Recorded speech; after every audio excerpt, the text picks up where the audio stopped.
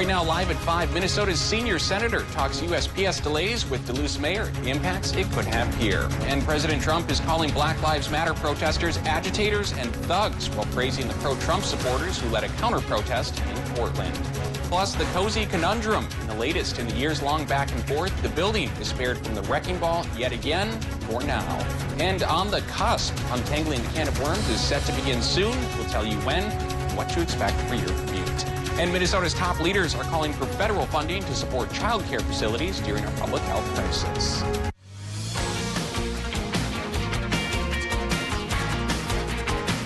You're watching Live at 5 on Live Local CBS3. Welcome to the CBS3 News Live at 5. Here's a live look over the city of Duluth. We have a lot of political news to get to, both local and national tonight, so let's get right to it. Good evening, I'm Kristen Baki. And I'm Anthony Matt. Thanks for joining us. Changes to the United States Postal Service continue to cause a stir across the nation. Those include cuts to overtime, processing and transportation changes, and more, which have led to delivery delays. Today, Duluth's mayor and Minnesota's senior senator shared their concerns leading up to what's expected to be a huge year for mail-in voting. CBS3's Leanne Valdez has more.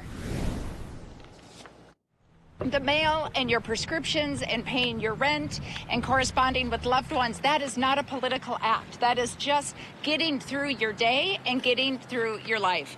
Duluth Mayor Emily Larson spoke about her concerns on proposed cuts and changes to the United States Postal Service. This is not the time to cut funding and protections and reliability for essential workers. Larson says she, along with 170 other mayors across the country, signed a letter saying they're concerned about what those changes could mean during the election season.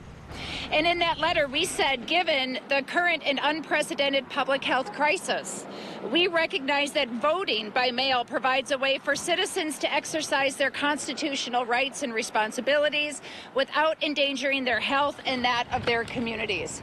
By Larson's side Monday, Senator Amy Klobuchar, who says she's received numerous letters and calls from those worried about mail delays. Whether it is eggs that didn't reach farmers in time, whether it is ballots, whether it is small business owners that said that their employees didn't get the checks in the mail. Todd Fawcett, American Postal Workers Union president, says this is a topic close to his heart, working in this line of work for the past 27 years. We take it very seriously. We're very dedicated. And hopes the changes already made are restored and for everything to get better. We want to process our mail, do our job, and get it to the customer. Mayor Larson added her team is working hard to make sure of it. We are tracking this. We are fighting to ensure, with Senator Klobuchar's help and leadership, that our United States Postal Service remains depoliticized and working fairly and accurately for everybody. We reached out to Minnesota's GOP party for their response to today's press conference. We did not hear back by news time. We did hear back from the spokesperson for the USPS Northland branch. They said they haven't had any wide-scale delays reported in our region. They added that the mail is moving as it should in Minnesota and their operations are running normally. They did say the pandemic has had short-term impacts in some areas like any other business. At a time when there's national conversation about defunding police departments, today Superior's mayor proposed a big increase in money for his.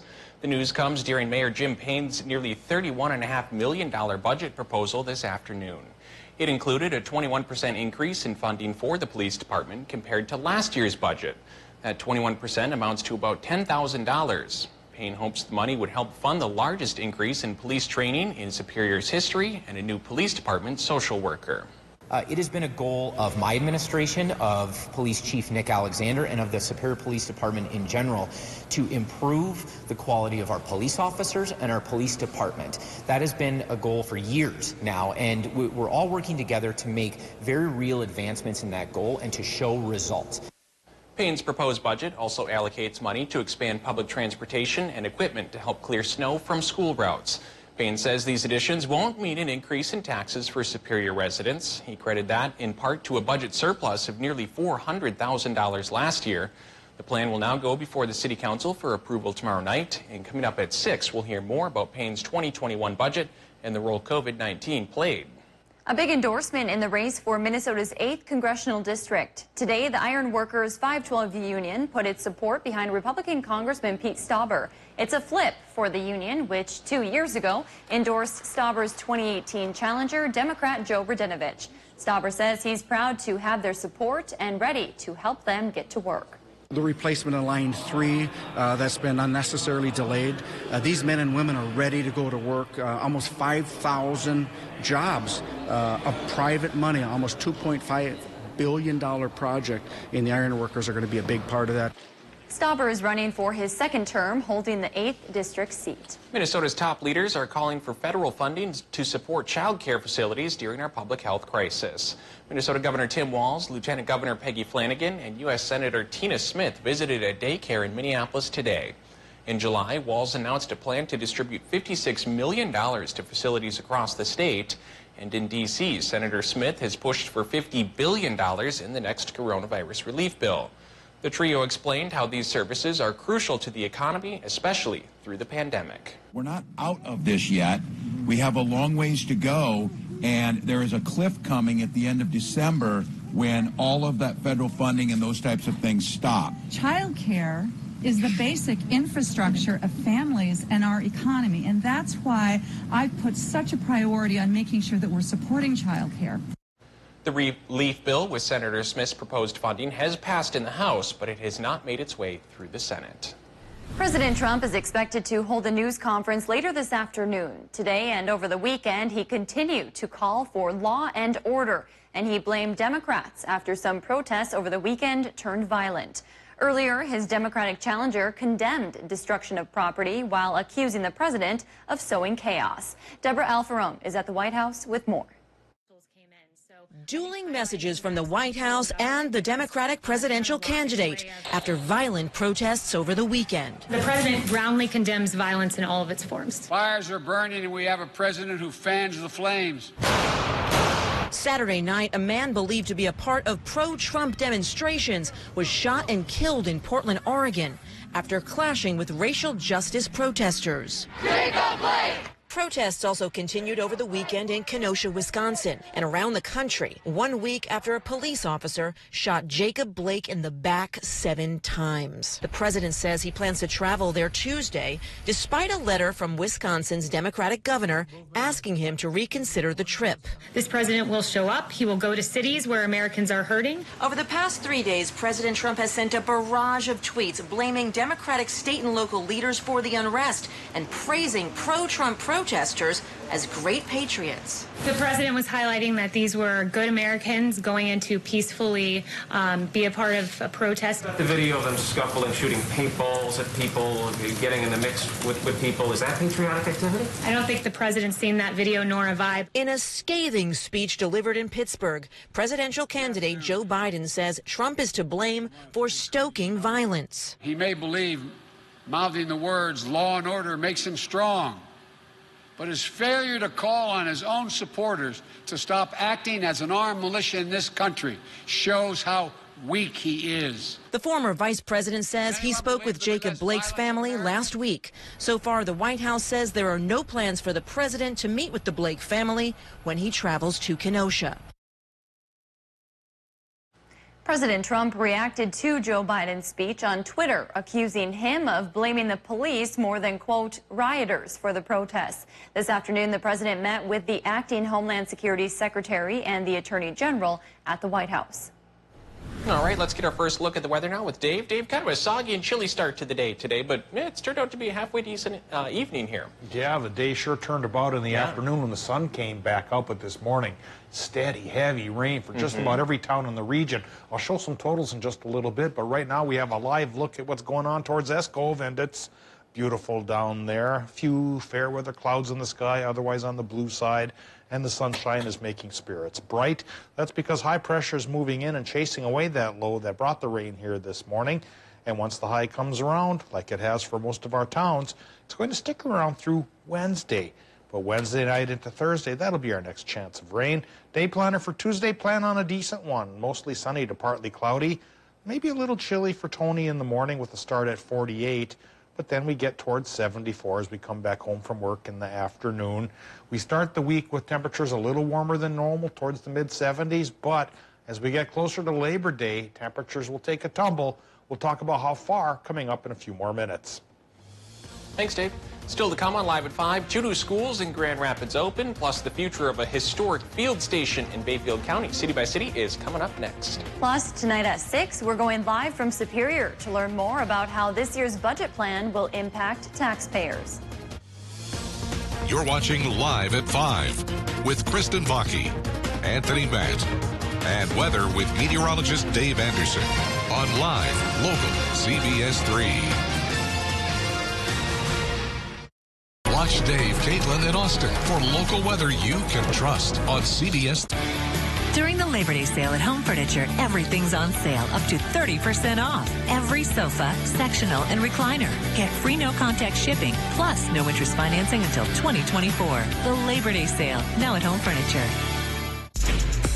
Mediacom's fiber-powered broadband network was built for the future, and it's in your community.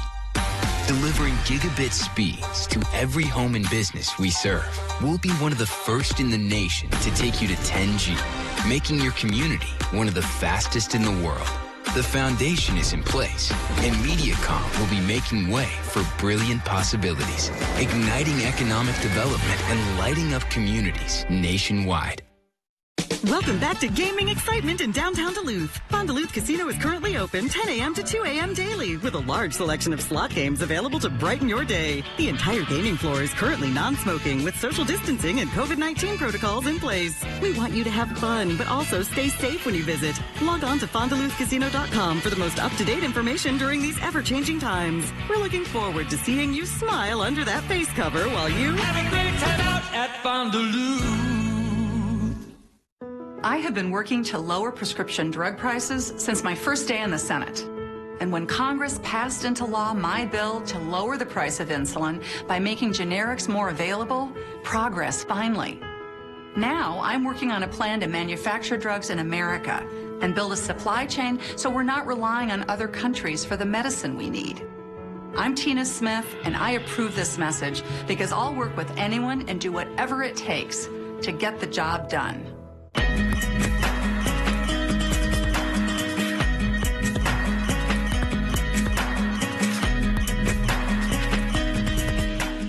Home Furniture presents Stickley. During our Labor Day sale, enjoy 10% savings on all of Stickley's premium solid wood furniture and exquisitely crafted designs during the Labor Day sale. Stickley, exclusively at Home Furniture. Welcome back to the CBS 3 News Live at 5. Here's a live look from our Spirit Mountain camera. It was a pretty soggy and chilly start to the day in Duluth and around the region. Dave Anderson will have your full weather forecast after the break, but first let's go to Kristen with a look at what's happening around the region.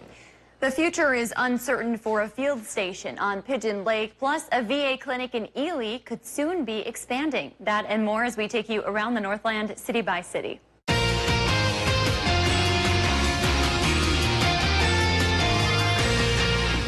Starting things off in Bayfield County, Wisconsin, where the community is expecting to learn the future of the iconic Pigeon Lake field station. The station, which has gone through a variety of different owners over the course of nearly 100 years, has served as an educational center for UW students. But with a decline in enrollment, the leasing agreement between UW and the station's current owner has come to an end. The station could soon be up for sale for public auction. The property's total value is worth more than $1 million. Now to Ely, where an area Veterans Affairs clinic is looking to expand thanks to a $2.8 million project in the city's business district. City officials have approved $140,000 in funding to expand the clinic into city-owned buildings. The project is set to begin in November and is expected to take a year to complete. The expansion comes with an agreement from the VA to extend its lease agreement for another decade.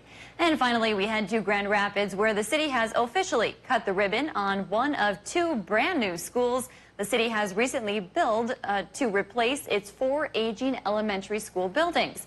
The construction of these new schools comes with a redrawing of the district lines into 2 separate districts. That's Rapids East and West. If there's something going on in your neighborhood that you think we should know about, send us an email and it might be featured as we go around the Northland city by city. Still to come on Live at 5, from Russia with Love, a special boat has made the voyage to Duluth. Well, what do you know? We are going to get some tall ships, or at least a tall ship this season. Right now, weather-wise, beautiful sky out there after this morning's rain. We'll talk about how long it's going to stay this way coming up after our break. They're live, they're local. Watch the CBS3 News with Kristen Vaki and Anthony Matt tonight at 6, right after the CBS Evening News at 5:30. Protect your boats and campers this season with RV and Marine Antifreeze. It has superior burst-proof protection, down to negative 50 degrees Fahrenheit. A gallon is only $1.99 after 11% rebate. Eliminate musty odors from cabins, boats, RVs, and campers with damp-rid moisture absorbers. This easy-to-pour refill bag attracts and traps excess moisture. $3.29 after 11% rebate. Stop waiting and start saving with 11% off everything. Now at Menards. Save big money at Menards. I'm Jim from Jim Peralt Construction, a certified TAMCO contractor. What does that mean for you? TAMCO's full line of roofing and decking products allow me to offer the best options to homeowners. The average contractor can only offer 10 years. At Peralt Construction, we provide a full coverage 15-year labor and material warranty on residential and commercial buildings. Nobody can offer a better warranty than this. Give us a call today to find out what Jim Peralt Construction and TAMCO can do for you. For months, we've all done our best to stay safe. But to remain safe in the long run, it's up to us all to take actions that don't just slow the spread of COVID, but collectively overcome it. Like getting a test if you have any symptoms, answering if your health department calls, and wearing a mask in public spaces. We all want to regain what we love in life. To get there, we all need to go forward and do our part. Watch Dave, Caitlin, and Austin for local weather you can trust on CBS. Low inventory on select Crestliner 19 and 20 lines available. Coming up Tuesday on CBS3 this morning, we have a recap of Senator Amy Klobuchar's meeting with Duluth Mayor Emily Larson. And we've got drier conditions in store for Tuesday and Wednesday, and temperatures warming up into the 70s. So wake up with us starting at 5 a.m.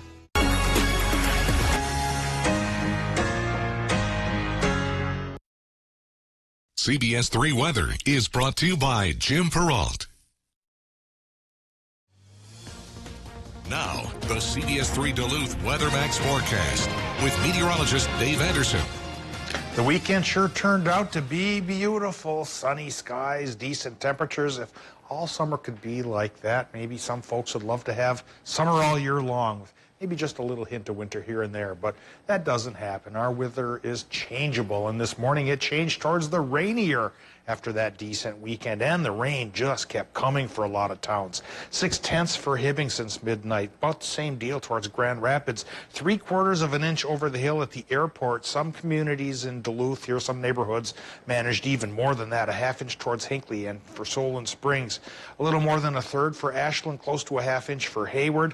Well, now that low pressure system is pushing away, and the sunnier sky is coming to call for a couple of days. So it'll be like the weekend for the work week, although folks like Tony now can't get out and enjoy them. Oh well, can't win them all. Current conditions, are you winning? I think we are actually at 67 with a bluish sky and a relative humidity reading of 40%. Westerly winds going 13 miles per hour, and our air pressure is coming up. Now at 1,007 millibars. It was fairly low this morning, though, from that low pressure system. Higher pressure's taking over for a pair of days, and current temperatures are rebounding as well after that chilly start this morning that Tony pointed out. Back to 63 for Watersmeet and Ironwood. We're looking at 68s from Ashland to Hayward, 69 degrees currently in Superior, Solon Springs, low 60s. Mid-60s for Moose Lake, and for Barnum, 66. That's the same deal going on in Two Harbors. 57 up to Gunflint, though, so still a little bit cooler the farther north you go. 63 Ely, mid-60s on the Mesabi Range, and for border country, lower 60s happening there. For the next pair of days, I think we're going to go back into the 70s, which will be a little bit warmer than normal, but by midweek and our next rain chance comes around, cooler air wraps in, and then we'll start to fall in the 60s for what's going to seem like an eternity, because it probably will stick around through Labor Day itself come next Monday. But Doppler map right now for this Monday shows that low pressure system with its heavy soaking rain pushing now out of the Upper Peninsula and higher pressure pushing in. which, like I mentioned, is going to dominate our sky on the sunny way here all the way through Wednesday during the day, perhaps only the day, because come Wednesday night into Thursday, our next low pressure system brings in about a 50% chance for some rain that should in turn go away by Friday. For the Labor Day weekend, Friday, Saturday may be decent. It's Sunday and Monday when the next rain chance after this one will come to call, right in time for barbecues and all of that sort of thing. Tonight in Minnesota, our low temperatures, they will chill a little bit, lower 40s inland, maybe lower 50s right by the lake. Partly cloudy sky means that those little rain showers you're seeing pop up there, they should be long gone, and they should be long gone for Wisconsin and the UP as well, with low temps there from 45 to 48. Tomorrow, partly cloudy sky, clear to partly cloudy, high temps 72 to 74 for Wisconsin and the Upper Peninsula. For Minnesota, well, no, not 40s there by the lake, not that cold. Looks like a little computer glitch there. Most temperatures should run from the 60s to the mid-70s here, so that's one of those warmer than normal days. We'll have to give this computer a kickstart before the 6 o'clock show. Here's the extended forecast, and you get 70s for Tuesday and Wednesday, and then for the most part, the 60s come around for the rest of the week with a bit of a rebound on Saturday. Friday, Saturday, sunny. But Sunday and Monday for Labor Day weekend, that could be our next chance of rain. Okay, I couldn't believe it this morning. When I got up, I ran outside to run some errands, shorts and T-shirt, and when I got outside, I was like, oh, I feel like I could have used a little jacket. It was chilly this morning. Yeah, and I was slated to go help my wife unload a semi at her business again. But with the rain pouring down, that didn't happen. Yeah. So you've got that netherworld of anticipation. If it stops raining, I've got to unload a semi. Yeah. Which way do you want to roll on that? It's not hard that much say. Fun work, whether it's dry or it's wet. Yeah. Thanks, Dave. A new bank is finally opening its doors to the public after setbacks from COVID-19. Bremer Bank has opened its first full-service Duluth branch after months of delays. The bank was originally scheduled to open in the Holiday Center in March. Now, nearly 6 months later, they're taking steps to slow the spread of COVID-19 with social distancing requirements and hand sanitizer stations within the building. The bank's vice president, Jen Ryan, says they're committed to safety and the city of Duluth. Bremer Bank is a huge asset to bring to the community. Again, the fact that they are committed to opening in the middle of these rather uncertain economic times and health concerns, et cetera, says a lot for the bank about their level of commitment to Duluth. The bank also plans to hold a grand opening party sometime down the road. From Russia to the Twin Ports, Duluth welcomed a one-of-a-kind ship to its harbor today. This is a replica of an 18th century wooden sailing boat. It was built in Duluth's sister city in Russia by a man whose goal has always been to sail around the world. That's exactly what the Pilgrim's captain and his crew have been up to the past 2 years. Today, they made a pit stop in Duluth after sailing the Great Lakes the past several weeks. No word on exactly how long she'll stay, but you can tour the Pilgrim as long as she's docked behind the deck right here in Canal Park. Still to come, we're learning more about the Can of Worms reconstruction project, which is set to begin soon. The Garage, it's your space. Get a garage fit for a king or queen with our Regal Eagle 26 by 28 garage. Store all the equipment needed to rule your kingdom today. No matter what you put in your space, trust us to build it right. Economy Garages. Built right, priced. My part-time service in the Army National Guard makes it possible for me to be more for the community I call home. I'm a better neighbor because my service has taught me to understand how important it is to be a team player. My training helps me at work when I lead by example. My service in the Army National Guard allows me to keep my community and those I care about safe from threats. Learn more about how you too can live and serve part-time close to home by visiting NationalGuard.com. Dude! You gonna pick that up? Because there's no poop fairy to do that for you. See? Take these. They're not just poop bags. They're pride bags. Because you're doing the right thing for your neighbors and for the health of the whole watershed. Gotta fly. There's a Chihuahua cranking one out in Leicester right now. There is no poop fairy. Vaping has been declared a national epidemic among youth. 1 in 3 high schoolers vape in northeastern Minnesota. My child started having seizures from vaping. There's still so many unknown chemicals. One vape cartridge has as much nicotine as at least 2 packs of cigarettes. My child was hospitalized with severe lung injuries. They said it was no big deal. My child said it was no risk. That it was under control. That's what my child said. But what could I have said? Get the facts and talk to your child today. Duluth's first fire hall constructed in 1889, laying the cornerstone at the public library in 1901, the original gale of November in 1905. Though most have come and gone, there's one of Duluth's early establishments that still stands to this day. CBS3's Anthony Matt gives us a special look at the history of Stuart Taylor Printing Company and how they've become one of the oldest companies in Duluth and the state of Minnesota. Thursday at 10, only on live local CBS3. There's a lot on the line. I'm in the final five. It's win or go home. All that stands between you and winning are a few obstacles. I want to do this for my family. I want to do this for myself. I just want to give it my all. I've been rediscovering who I am and parts of me that I have missed. We really feel like we're a family. After 20 jobs, only one of you will be crowned Tough as Nails champion. It is time to get to work. Tough as Nails 2 hours season finale. Wednesday, 9/8 Central on CBS. When a crisis strikes, cash is the best form of relief. It can easily be transformed into health services, water, food, or clothes. Cash can travel everywhere and aid people all around the world. Donate.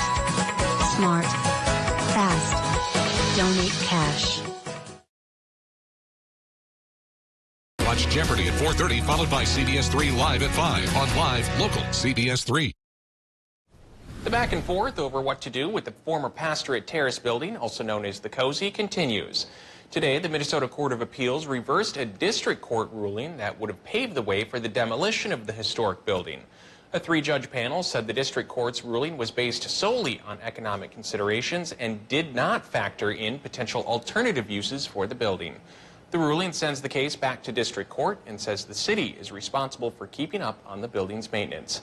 There is no apparent timeline for the case. The Twin Ports Interchange project is on the cusp of construction.